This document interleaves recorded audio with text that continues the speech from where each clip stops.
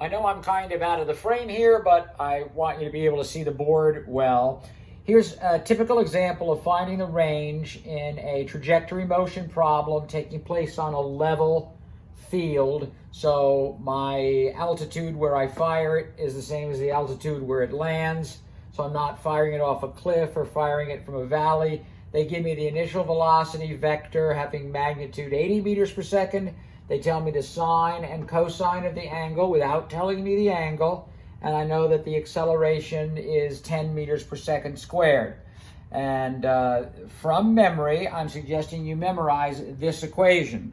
And you should also know that that sine of 2 theta is equal to 2 sine theta cos theta. That's very helpful, should be added to your memory with this. Now that we know that, we approach the problem and see if we can get it in under a minute. Those are the multiple choices that were given to us. We memorize this equation, so we say v squared, that's 80 squared, 8 times 8 is 64.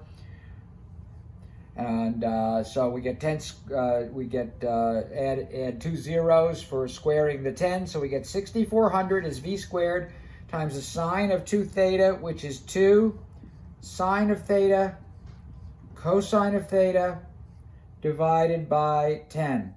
Okay, so 0.6 times 0.8 is 36, 78, 42, 48. 48 times 2, 0.96. So this is 0.96. And dividing by 10, I get 640 times 0.96. That's almost all of 640. A little bit less. Now look at the answers here. That's my guy. I'm done. Because this is like almost 1.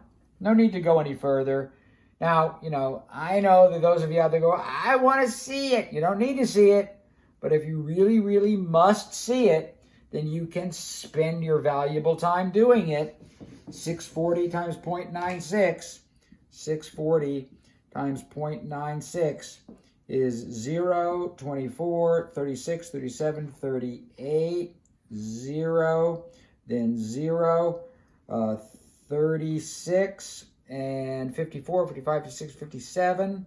Adding it up, I get 0, 4, 14, 11, 6, move the decimal place 2, 614. Sure, we knew that. Do not waste your time. When you look at the magnitude of the answers and you knew that it was almost all of 640, take the one closest. It's not like you're going to see A is 613, B is 614, C is 615. No one's going to go into that detail. You don't get a calculator on this test. So you can use estimation and your ability to say, I'm really close to 640. Look at the answers and pick the right one out of there. And that's what gets us through these problems in under 60 seconds a problem. So that's one example of 2D trajectory motion.